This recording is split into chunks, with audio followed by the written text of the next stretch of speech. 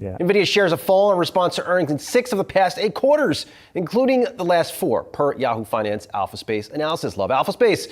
The reality is that the market is positioned for the company to post something great and for CEO Jensen Huang to sound super bullish on the earnings call. Should the average investor out there just ignore the market reaction to these Nvidia earnings? And I bring this up because this company is still crushing on the top and bottom line.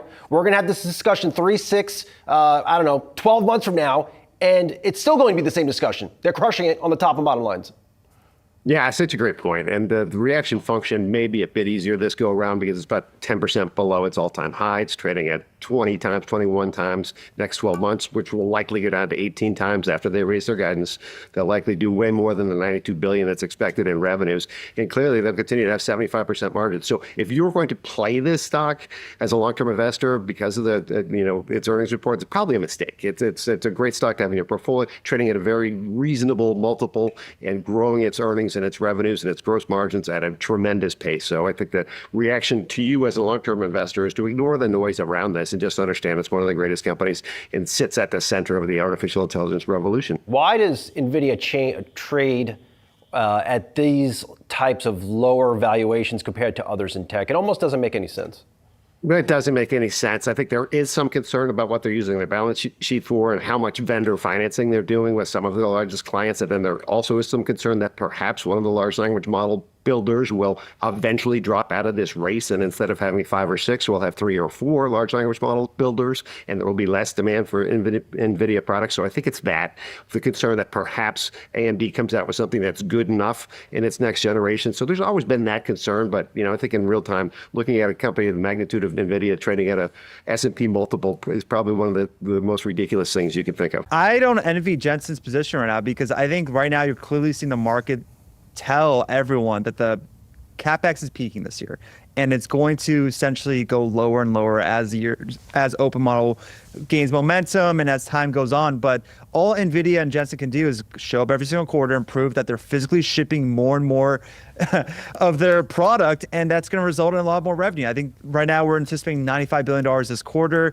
They're probably going to guide somewhere around $110 billion for the following quarter. If they can do that while maintaining margins at 75%, that tells me that they can put up this kind of growth while keeping margins at this level, that their customers are still willing to pay the premium that NVIDIA has to offer, which shows that there is no easing supply constraints at all. But I will say, though, the next thing I'm watching specifically for NVIDIA is demand needs to widen out a bit. I think you're seeing NVIDIA start communicating to everyone the differences between their hyperscaler demand and their ACIE is what they call it, the companies outside the hyperscalers, because that is where the next leg of this re-rating on the stock is going to come from, because everyone's just kind of poking holes in the NVIDIA story that the hyperscalers are going to slow down their CapEx. They're creating their own custom silicon chips. AMD's becoming a competitor. But if this separate group, the ACIE, can actually maintain triple-digit growth and continue showing a lot of momentum over time, that has a lot of momentum to where Jensen can kind of pass the baton off to this brand new group of demand pool that the market finally can maybe stop arguing against why they deserve an under market multiple. And also don't call out SpaceX as well. Like, that's a large part of where the demand's going to go in next year or two. I mean, right now, SpaceX is around 4% of the revenue for NVIDIA. I wouldn't be surprised seeing that over 10% next year, especially when you heard Elon talk about that planned compute build out that he's anticipating by 2027. Now, one of the biggest debates heading into earnings is NVIDIA's growing role in the financing of broader AI infrastructure. And so what are investors really then looking for when it comes to, say, guarantees or these financial arrangements? I think they're looking forward to making sure that their customers are actually interested in buying it. And investors will also want to see to make sure that NVIDIA not only is getting interest and demand in their product, is able to manufacture their product working with the memory manufacturers as well as TSMC and anyone else, maybe Intel if they step in later on for future Rubin chips, Vera Rubin chips, but also that they can afford the actual, they can afford it, especially with the circular investing coming around. It's kind of a bet on, they expect there to be growth. NVIDIA is making this bet, the company is making this bet, and it's a massive bet. If it doesn't happen, that's not good for the company. But you wouldn't make a bet like this unless you believed that the growth is going to be there in AI revenue. People buying from OpenAI and Anthropic, and that will continue to grow substantially over the next 3 or 4 years. Max, given the bottlenecks, has this allowed for any names, I don't know, AMD or somebody else to close the gap at all? Or is it still Nvidia, levels above the competition? I think if you look at the market in general, TSMC is the bottleneck, and memory manufacturers is the bottleneck for AMD and Nvidia and anyone else even trying to do custom ASICs. If you take a step back from the big names and look at, okay, we want to make a chip, who's going to manufacture that chip? It's going to be TSMC, and the memory manufacturers, there's 3 of them, will sell you the memory for it. Whoever gets that allocation at the end of the day will sell whatever they can make. And right now it looks like Nvidia has the largest allocation. Obviously AMD has an allocation, and they're selling that in their Helios platform. But Nvidia has by far the largest allocation. They have the most high bandwidth memory. They have the most TSMC wafers. They have the most CoWoS packaging capacity.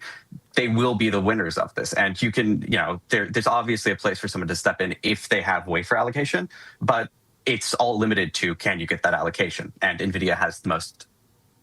So you don't necessarily see these supply constraints being a major then focal point. So say if we do see any of these constraints that persist, where do the bottlenecks then show up first? And how should investors be thinking about then the impact that could have on, say, things like revenue growth and margins? I think if you look at the current bottlenecks, it's mostly around high bandwidth memory 4, and that seems to be scaling relatively well. So I don't think we're going to have any in the projections NVIDIA's given. I think they're going to be nailing those. Maybe next year, we might look at some updated guidance on Rubin Ultra. There have been some reports on lower yield or different performance around the cooling stack. But again, we'll have to wait and see what NVIDIA says around this. But I don't think we're really going to be this is something that is really going to be an issue at all for them.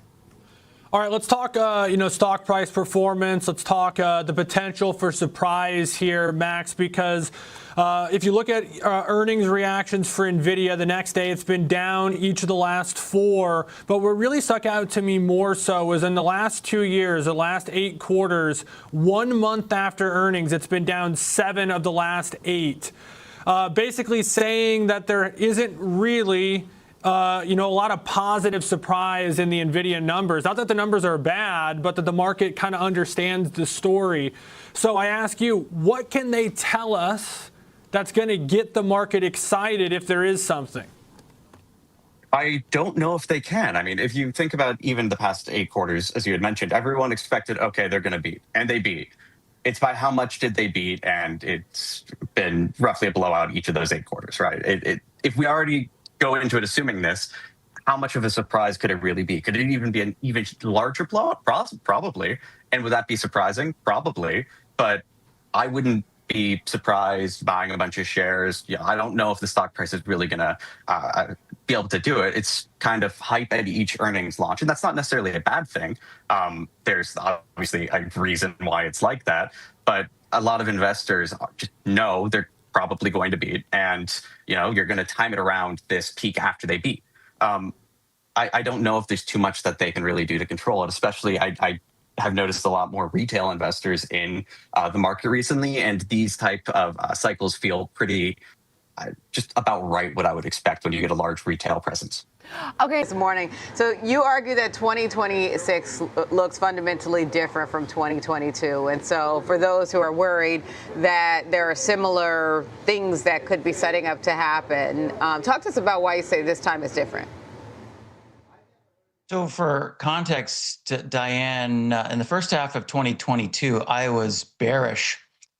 And it's nice to kind of contrast and compare, but the biggest difference to me now is booming earnings compared to an earnings recession. And that's what you really care about as an equity investor. And of course, there's a host of all assorted other things. Like today, we've got a generally neutral to, I would say, supportive Fed. We'll hear from Warsh later this week on that score. I think financial conditions broadly are accommodative, and we've made a lot of progress on the inflation front as well. So there's less reason, I would say, for the Fed to overdo it and really harm the economy right here, Diane. Okay, less reason for the Fed to overdo it. Well, all eyes are looking forward to this Friday, where we're expecting to hear from the new Fed chair at Jackson Hole, the annual financial symposium. What are you expecting on that front, Callie? So, I mean, look, if I were a policymaker and sitting at the table, I would encourage my colleagues to do no harm. And of course, I'm biased as an investor and practitioner in financial markets, but I think Warsh's approach here, pulling forward guidance, really forces us to be more data dependent, and ironically makes those same financial conditions even that much more powerful. And so that old mantra of don't fight the Fed really becomes don't fight the markets, especially the bond market. And I think the news is when you take a step back here, let's just pick on the 10-year Treasury bond yield for a second. Despite the backup in bond yields that we've seen, they still sit comfortably below the pace of nominal GDP growth. And this is a good environment generally for stocks, Diane. Okay, it's a good environment generally for stocks. And to be fair, we're still closer to all-time highs than not, despite the pullback that we saw last week, for instance. Was that pullback healthy in your view, Tally? Well, I mean, look, this is the point in the calendar year. We talk about technical seasonal effects where I think it's reasonable to expect some tactical softness in share prices. But the question is, should we be tactical or strategic? And my answer to that is, as long as that overall operating environment we just discussed is friendly and not hostile, I think you treat these pullbacks as gifts, not punishments, Diane. Okay, gifts, not punishment, potentially an opportunity to get in where you were looking for opportunities, things on sale. Tally, let me ask you this. Let's go back to the economic big picture. We had seen some weakness in the labor market recently, and this is kind of one of your points about how this time is different compared to several years ago. You described that weakness in the labor market as potentially good news for stocks because it takes the pressure off of inflation. But where do you draw the line between, okay, this is a healthy labor market cooling, and this is something bigger than that?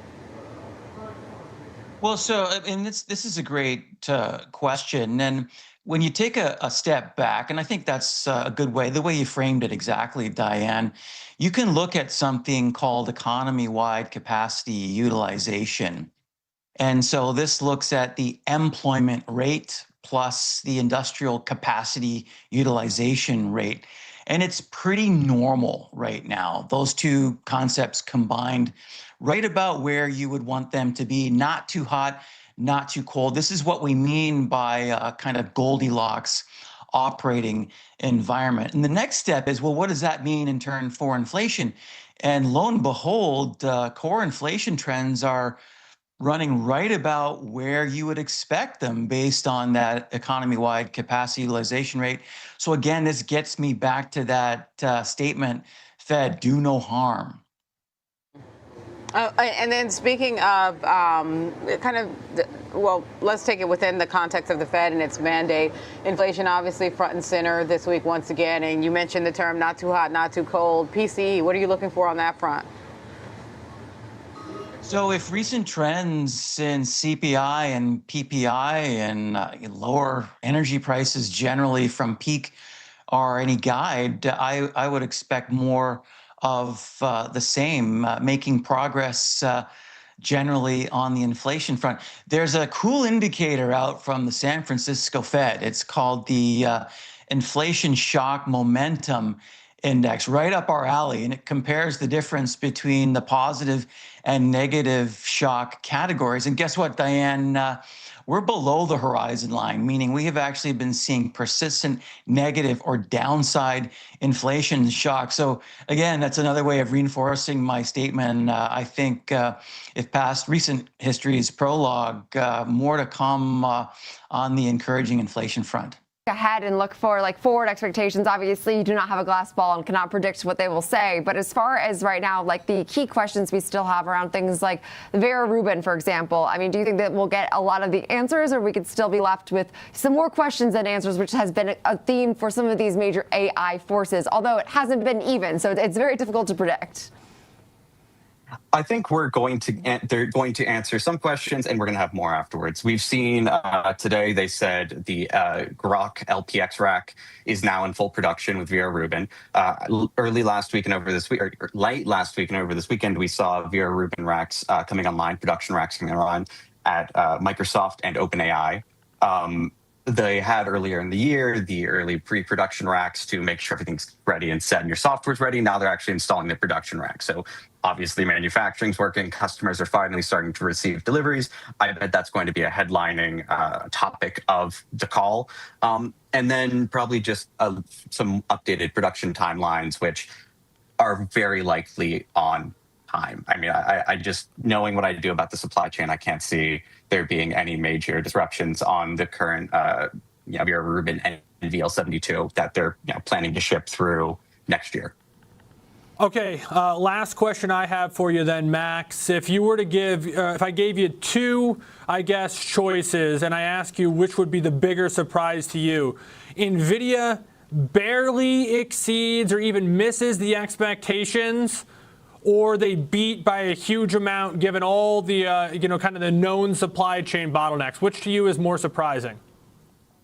I would say that they barely get by or don't hit expectations, especially after, I believe there was a 15% rumored price hike. After hearing this, it's obvious revenue and growth is going to continue going in their guides. That's, just given a price hike, you're going to see that. Even with the supply chain bottlenecks, again, it's a lot of it's around next gen. So that would be the 4-die, the quad die, Vera Rubin Ultra.